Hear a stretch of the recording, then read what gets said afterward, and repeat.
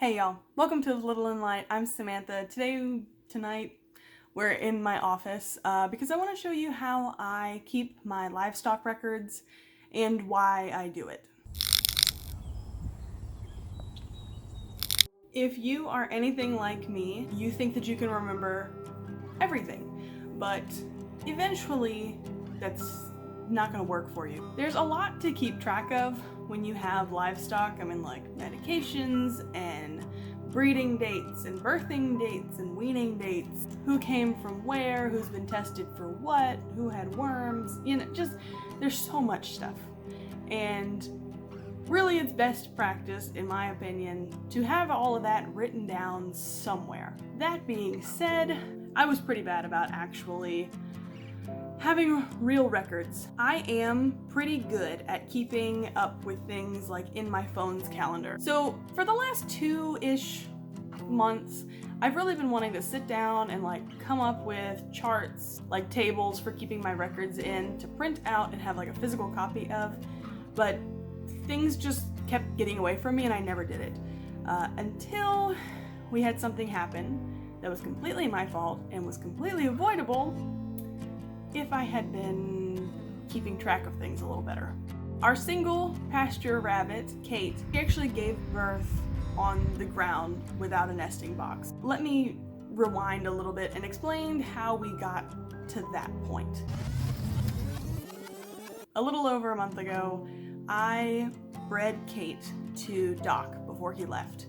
We had bred the two of them together before that, and she just never had babies, but we put her in the cage with him, and then she got one fall off, and Jerry and I were like, well, maybe he's just not going in the right spot, we don't know what's happening, so maybe we'll just not breed her. So we pulled her out. Because she hadn't had the litter before, it just didn't occur to me. I don't really know where my mindset was with this, but it was wrong. So she went into the pasture. She went into the tractor and was pastured. After that, I really didn't think about their pairing at all. I didn't even put it in my phone, nothing. I just figured nothing was gonna come of it because it didn't happen before. Anyways, I was coming home the other day, drove up into our driveway, and I can see her tractor from our driveway, and I see that there's a bunch of fur in there. My first thought was that something had gotten her somehow. But then I saw that she was just laying there, so maybe not. And then it just kind of clicked. Jerry ran out with me and we looked all in there and we found one single baby. It was pretty normal sized. And so I even turned to Jerry and I was like, I don't think this is a single. It's a pretty, small one if it's gonna be by itself. Usually if there's only one or just a couple of them, they get a lot bigger. So we just took that baby because we thought she was done and put it in with Josie and her litter, even though they were a little bit older. I figured, that was going to be its best chance. And then throughout the day, we checked on Kate several times to make sure there weren't any more babies out there. Rabbits typically have their entire litter really fast. It can be, 5 to 20 minutes and then they're done. With Kate, however, that was not the case. She had one, and then we went out the next night and found 6 more. So we went ahead and got a big dog kennel that we have and set Kate up in there temporarily, brought her a nesting box, gathered up all the fur we could find, made her a nest, gave her baby back that was with Josie. So far, most of them seem to be doing really good. So after all of that happened, I came inside and printed out the pages for my record-keeping book. I actually couldn't find any that I really liked that were printable ones.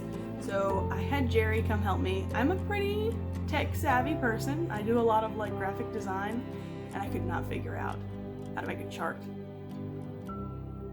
It's embarrassing, but Jerry helped, so that's nice. If I can figure out how to, I'm going to link the pages in the description. No watermark, completely free, just to help you get organized and keep track of things.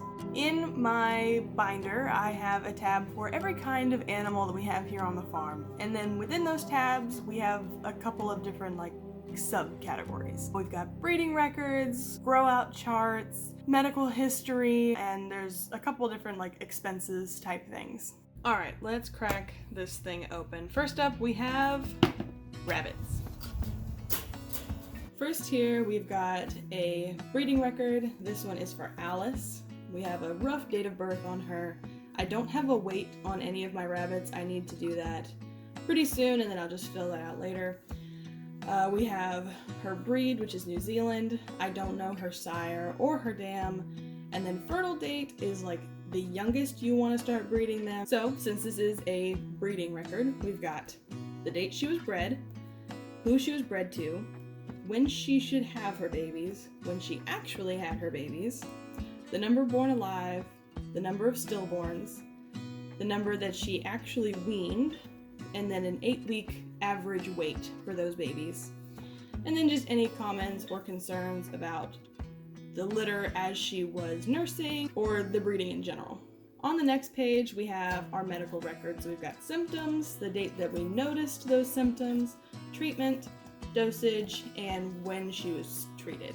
We haven't had any issues with her, so this is clean. The next one is Josie, and we just have one of these little sections, a breeding record and medical record for every one of our does. The next little section we have in here is our buck breeding record.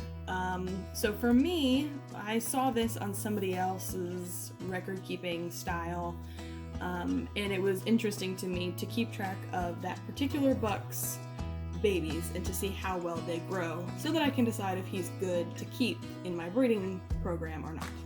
So we've got the date he was bred, the doe he was bred to, the number born, the average live weight, and then the average yield. So that's after the skin and the innards have been taken out. So this is like what goes in your freezer. And then just any comments I have. So if I really like their color, I'll probably talk about that here. And then again, we have the medical records for each buck. The next thing we have in our rabbit section is a grow out record. So one of these lines is for a litter.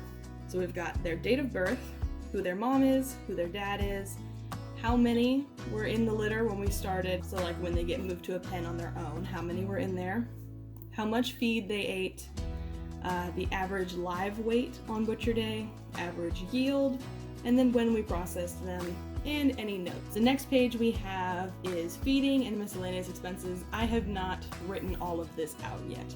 I do know a lot of it because a lot of the stuff we buy is from Jerry's work, and we actually have a lot of the receipts. So this will have the date, description, the quantity, and the cost. The last page that we have here is the replacement breeder expense. So anytime I buy a buck or a doe that we plan on keeping for breeding, that will go here. Our next section is goats. First up, again, we have breeding record. So we've got name, date of birth, weight, breed, sire, dam, and fertile date. We've got breed date, buck, due date, kidding date, born alive, born dead or stillborn, kids weaned, and then comments. For Selah here, we've got that it was an unassisted birth. For her medical stuff, she had some pale lids. Her eyelids were kind of pale, which can be a sign of worms. So actually we wormed her, and I started her on red cell.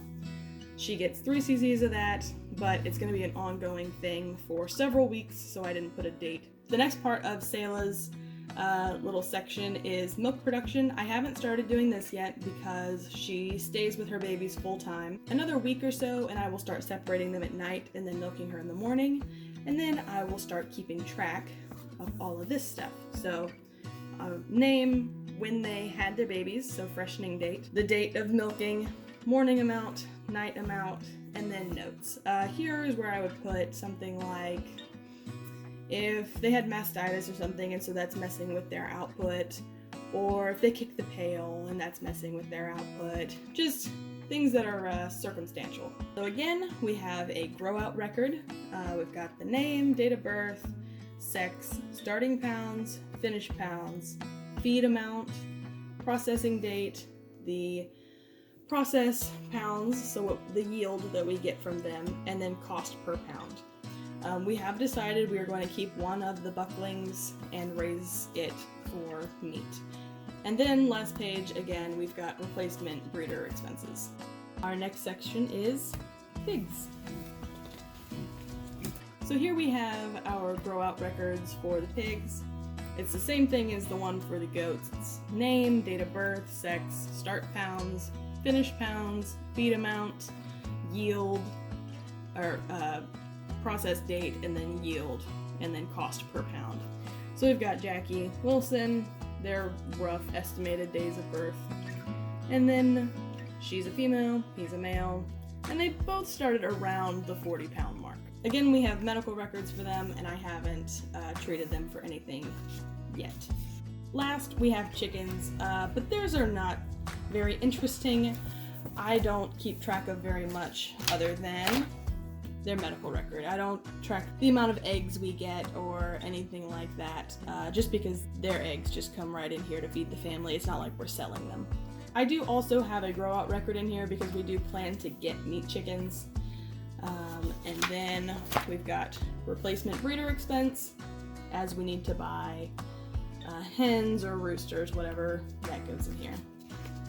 And that's the end of that. So that's our record keeping situation now, and that's why I keep records, is because I messed up. If you would like to get to know us on a little bit more personal of a level, Instagram is a great place to do that. I post there daily. If not an actual post, then like I'm always updating our stories. It's a great place to see things as they're happening instead of on YouTube where there's a little bit of a delay. If you liked hanging out in our little corner of YouTube today, please consider liking, sharing, or commenting down below. This just tells the YouTube algorithm that you enjoyed what you saw here and that it should show our content to other people. And it's really non-committal. It doesn't mean you have to come back. No biggie, no strings attached. Now, if you do feel like committing to us, a great way to do that is by subscribing and hitting that notification bell so that you just get a little pop-up that tells you when we put out a new video. I hope you guys like the record book that Jerry and I put together. Thanks for hanging out with me today. Until we meet again, bye y'all.